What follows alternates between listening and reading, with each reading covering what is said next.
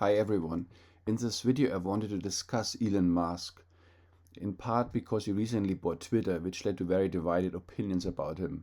Some think he's going to restore free speech and with Trump saves the world. Others are more pessimistic and feels this is just controlled opposition, and with his excitement about AI and the brain-machine interface via the implanted chip ushers in a softer version of the Great Reset and the Fourth Industrial Revolution.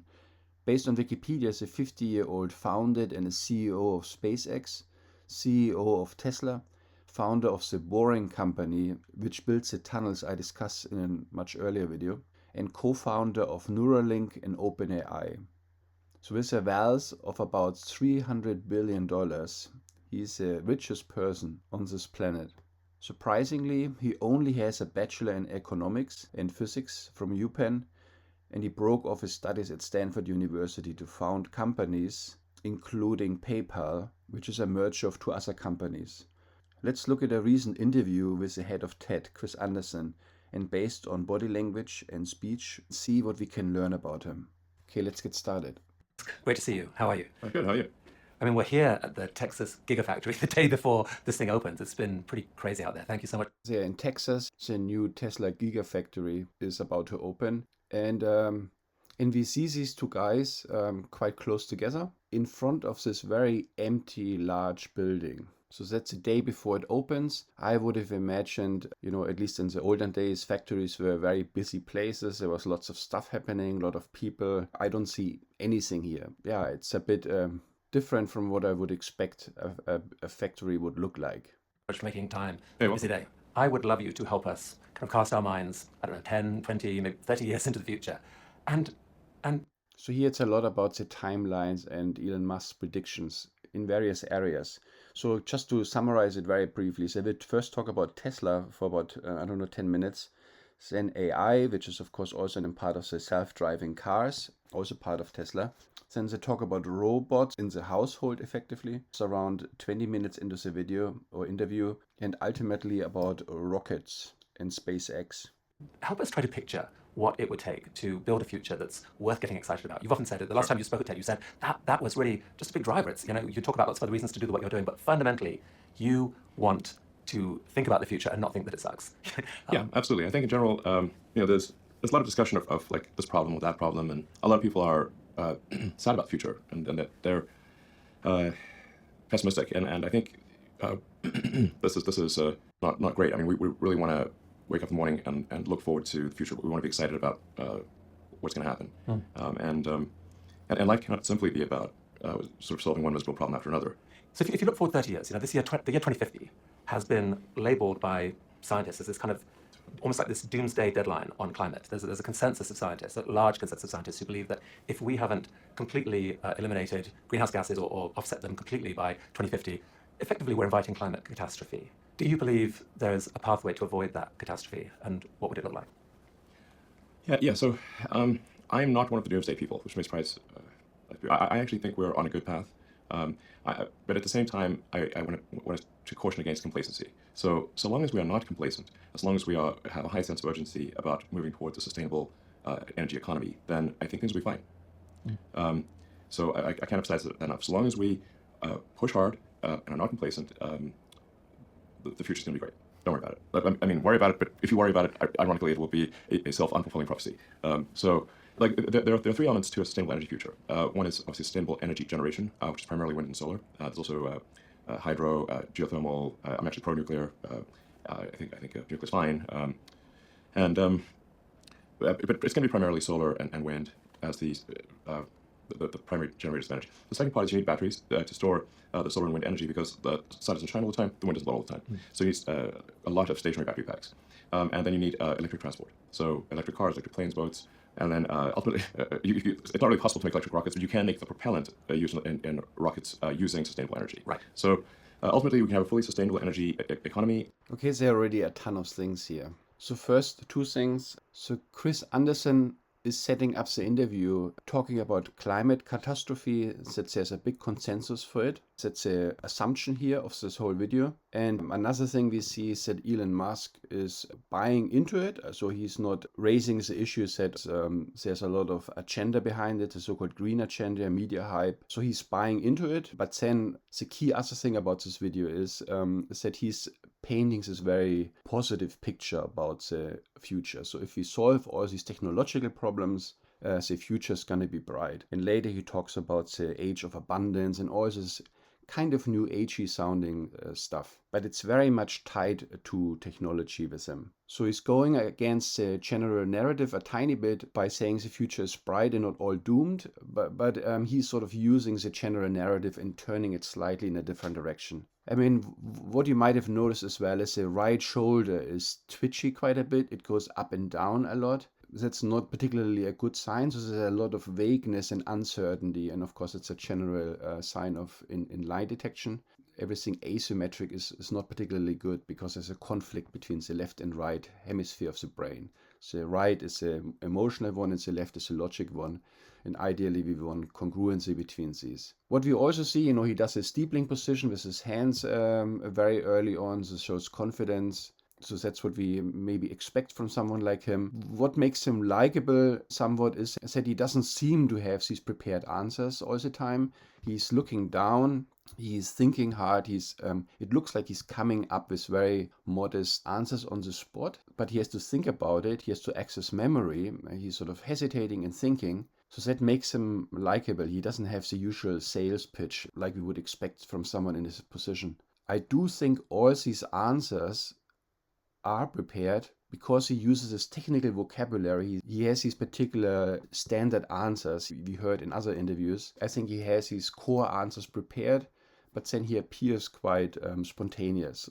An important theme about the initial part of the interview is that he's all for battery production, and this is being scaled up in this factory. And the future is bright. Doesn't talk about with what type of energy these batteries are made. Are these made with fossil fuels? Currently they are certainly. And of course these toxic materials which have to be mined in tropical rainforests and really fragile ecosystems.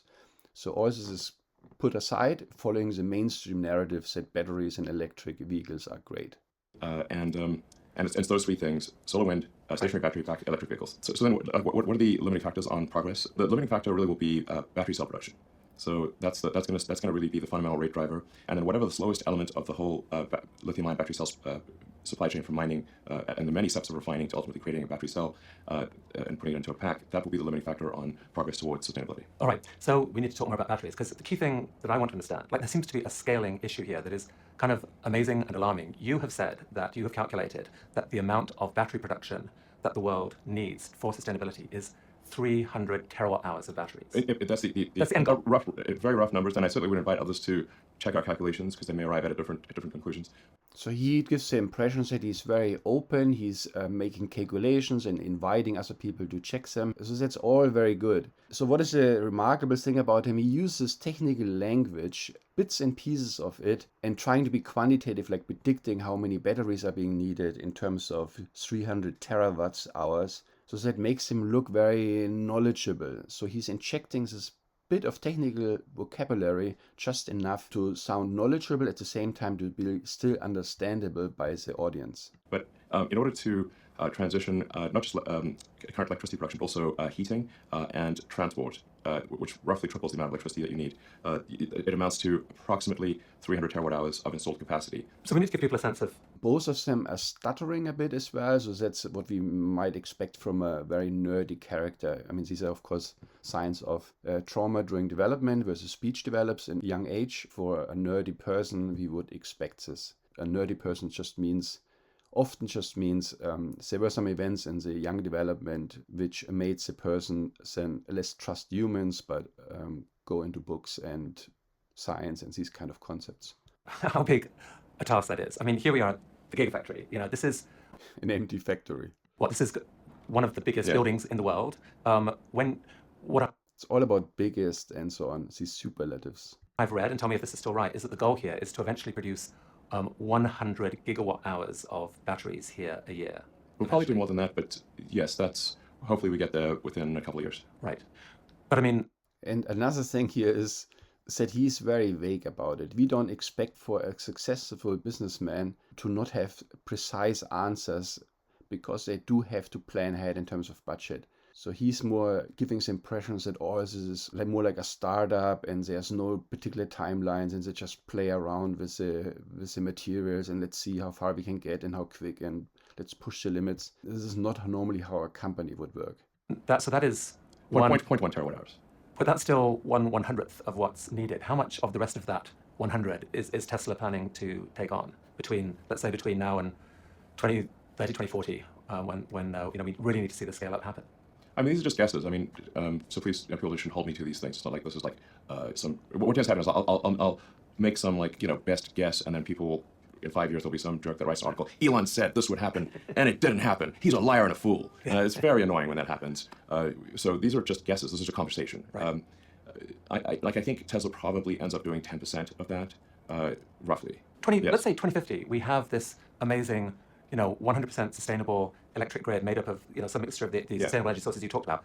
So there's this underlying assumption, as I mentioned, that by 2050 there's no emission anymore, zero emission, which is crazy. Humans will always emit carbon dioxide. Zero emission means no humans on this planet, basically. That same grid probably is offering the world really low cost energy, isn't it, compared with now? And I'm curious about, are people entitled to get a little bit excited about the possibilities of that world? People should be optimistic about the future. So we saw again he has a asymmetric shoulder shrug before he started talking. Are people entitled to get a little bit excited about the possibilities of that world? People should be optimistic about the future. So I have to mention here, I'm playing it 50% faster. So that's why it's a bit, everything is a bit fast here. Humanity will solve sustainable energy. It will happen. If we are, continue to push hard, the future is bright and good from an energy standpoint. And then it will be possible to also use that energy to do carbon sequestration. It takes a lot of energy to pull carbon out of the atmosphere, because in putting it in the atmosphere, it releases energy. So we do have the climate problem. That's how it's set up. And with technologies, the future is going to be bright. So you could think of him as being the more positive, slightly more human, more fun version of Klaus Schwab. Klaus Schwab wants to introduce a fourth industrial revolution. You own nothing, but you will be happy. It looks very much like China, social credit system like. And here now he's painting the slightly nicer version of this dream. People is that. So here's they're talking now about AI, self-driving cars. There are just so many false dawns with self-driving, where you think you got the problem, have a handle on the problem, and then it turns out you just hit a ceiling. Because if you were to plot the progress looks like a log curve. So it's like a series of log curves. So most people don't know what log curve is, I suppose, but it goes up sort of a fairly straight way, and then it starts tailing off, right. and you start kind of getting diminishing returns. And you're like, oh. So again, he's using interesting language. The log curves are well known for people working in science. They actually describe something exponentially growing, but on a log scale, these graphs become easier to look at. They become linear. You immediately see with a linear graph on a log scale that something is exponentially growing, which is the fastest possible growth. And then generally, at some point, because of finite resources, everything is ultimately finite, it will level off. And this is what he's talking about. He's talking about a graph on a log scale, which has multiple steps. He's describing very generally how progress works. He's using these very, very basic concepts, and it sounds like he's super sophisticated because he's putting in a bit of these little scientific blurbs, and it makes him look really smart. It was trending up, and now it's sort of curving over, and you start getting to these what I call local maxima, where local maxima. These are the most standard basic things, and technically no one would talk about it because it's so obvious. And he's presenting it like he came up with it. You don't realize basically how dumb you were. And then it happens again. So, and ultimately, now these things in retrospect they seem obvious, but in order to solve full self-driving properly, you have to solve real-world AI. Because you see, like, what are the road networks designed to work with? So solving real-world AI, it's also obvious. Obviously, you have a really complex problem when you have self-driving cars. You have to make predictions based on past observations. You have to look at correlations between the different events. You have to track objects. You have to first label them, of course. He's talking about it now in the following so and so many minutes. These are obvious problems. And you could have talked to someone 10 years ago and he would have said that. There's nothing novel about this is insight. They're designed to work with a biological neural net, our brains, and with vision, our eyes. And so in order to make it work with computers, you basically need to solve real-world AI and vision. Because we need cameras and silicon neural nets in order to have... Just throwing in the word silicon neural nets versus biological neural nets makes him sound so sophisticated. These are all old problems. Admittedly, these may be infamous last words, but I actually am confident that we will solve it this year, that we will exceed... So he's always projecting these very positive things into the future, in the near future. So we have always something to hold on to, something bright happening. It's like the probability of an accident, at what point do you exceed that of the average person? Right. I think we will... So just putting in these little definitions of what he means as a success threshold by being better than humans doesn't mean no accidents, just being better. These little definitions make him sound really smart. We'll exceed that this year. What are you seeing behind the scenes that gives you that confidence? We're almost at the point where we have a high-quality unified vector space. Like in the beginning, we were trying to do the vector space. It just means he labeled everything in the videos.